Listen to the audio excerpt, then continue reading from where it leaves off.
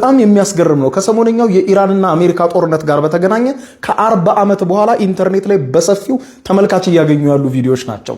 እነዚህ የአሜሪካው ፕሬዝዳንት ዶናልድ ጄ ትራምፕ ከዛሬ 40 እና 45 ዓመት በፊት በቴሌቪዥን ፕሮግራም ላይ የቀረቡ ከኢራን ጋር ስለመዋጋት የኢራንን የነዳጅ አቅርቦት ስለመቆጣጠር ጭምር የሚያወሩበት አጋጣሚን የሚያሳዩ ቪዲዮዎች ናቸው። እነዚህ ሁለት ቪዲዮዎች በጥቂቱ ልንገራችሁ። ይሄኛው የምትመለከቱት ከዚህኛው ጋዜጠኛ ባርባራ ዋልተር ጋር የዛሬ 40 ዓመት የአሜሪካው ፕሬዝዳንት ያደረጉት ቃለ ምልልስ ነበር። በዚያ ቃለ ምልልስ ላይ ታዲያ ትራምፕ እንዲህ ሲሉ ይናገራሉ። ከኢራን ጋር መዋጋት ካልቀረ በቃ ሄዶ የኢራንን ነዳጅ መቆጣጠርና መያዝ ነው። ከዛ በኋላ እንደውም በጦርነት የሚደርስብንን ኪሳራ በነዳጁ እናካክሳለን።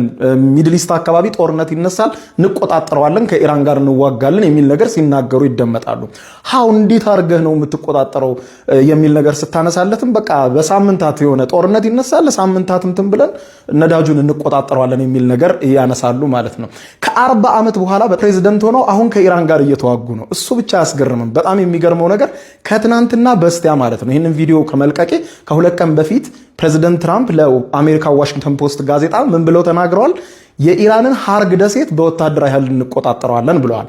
ሀርግ ደሴት ማለት ደግሞ የኢራን እጅግ በርካታ የሆነ ነዳጅ ክምችት ያለበት ወይም የነዳጅ ዝውውር የሚደረግበት የኢራን አካል የሆነ ደሴት ነው።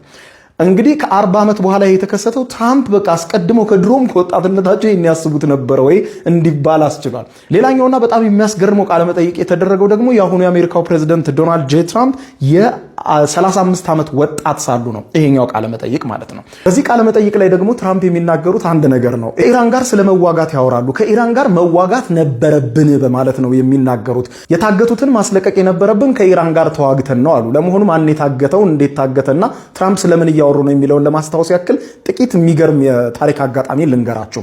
እንግዲህ ከዚህ ቀደም ኢራን የነበራት ንጉሳዊ አገዛዝ ነበር። ንጉሳዊውን መንግስት ገልብጦ የመጣው ደግሞ አሁን ያለው የአያቶላ መንግስት ነው።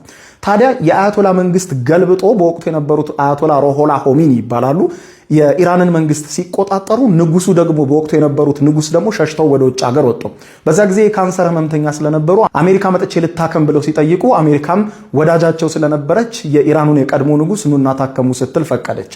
በዚህ ጊዜ የተበሳጩት ኢራናውያን በቁጣ የአሜሪካን ኤምባሲ ቴህራን የነበረውን ማለት ነው የኢራን የነበረውን የአሜሪካ ኤምባሲ ዘለው በመግባት ዲፕሎማቶችን፣ የኤምባሲውን ሰራተኞች በአጠቃላይ 66 የአሜሪካ ዜጎችን ያግታሉ። ከዛ በኋላ አንሰጥም ካሉ በኋላ ከቀናት በኋላ ደግሞ 16ቱን ይለቁና 52 የሚሆኑ ዲፕሎማቶችን ይይዛሉ። በወቅቱ የነበሩት የአሜሪካው ፕሬዝዳንት ጂሚ ካርተር እኚህን የኢራኑን የቀድሞ መሪ ንጉስ አሳልፈው ለአያቶላው መንግስት ካልሰጡ በስተቀር እኚህን 52 የሚሆኑ የአሜሪካ ዜጎች ዲፕሎማቶች፣ የዲፕሎማቶች ልጆች አንለቀም ሲሉ ተናገሩ። በዚህ ጊዜ እንግዲህ ጂሚ ካርተር በጣም ተበሳጩ። ወታደራዊ ኦፕሬሽን ይካሄድ በኢራን ላይ ሲሉ ሚስጥራዊ ኦፕሬሽን እንዲካሄድ አዘዙ። 2 የአሜሪካ ወታደራዊ ሄሊኮፕተሮች ወደ ኢራን ዘልቀው ገብተው ልዩ ወታደራዊ ዘመቻ ካሄደው እነዛን ታጋቾች ለማስለቀቅ ወደ ኢራን ግዛት በሄሊኮፕተር በገቡ ጊዜ ግን በጣም ግዙፍ የሚባል አውሎ ንፋስ ተነስቶም በአውሎ ንፋስ ውስጥ ሄሊኮፕተሮቹ መጓዝ አቅቷቸው እርስ በርስ ተጋጭተው የአሜሪካ አውሮፕላኖች 8 የአሜሪካ ወታደሮች ሞቱ። ያም ወታደራዊ ኦፕሬሽን በአሳዛኝ መልኩ ተቋጨ ማለት ነው። ከዛ በኋላ እንግዲህ በአልጄሪያ አደራዳሪነት የአሜሪካና ኢራን ድርድር ጀመሩ። ድርድሩ የፈጀው በጣም ረጅም ወራት ነበረ። አልጄሪያ ሁለቱንም ሀገራት ካደራደረች በኋላ ኢራንም እሺ ያለች፣ አሜሪካም ተስማማች። አሜሪካ የተስማማችባቸው ነጥቦች በወቅቱ አግዳ ይዛ የነበረውን እጅግ በርካታ በቢሊዮን የሚቆጠር ዶላር ለኢራን እሺ ብላ ለመልቀቅ ተስማማች። ከዚህም በተጨማሪ ደግሞ በኢራን የውስጥ ፖለቲካ ከእንግዲህ አልገባም ስትል ፈረመች ማለት ነው። ይህንንም 2 ቅድመ ሁኔታ ወቅቱ የነበሩት የአሜሪካው ፕሬዝዳንት ጂሚ ካርተር ፈረሙ። ከፊርማው በኋላ ግን ኢራን ታጋቾቹን ቃል በገባቸው መሰረት አልለቀቀችም። ለምን አልለቀቀችም? በወቅቱ ለነበሩት ለፕሬዝዳንት ጂሚ ካርተር ያላትን ንቀት ለማሳየት ስትል አልለቅም ማለች።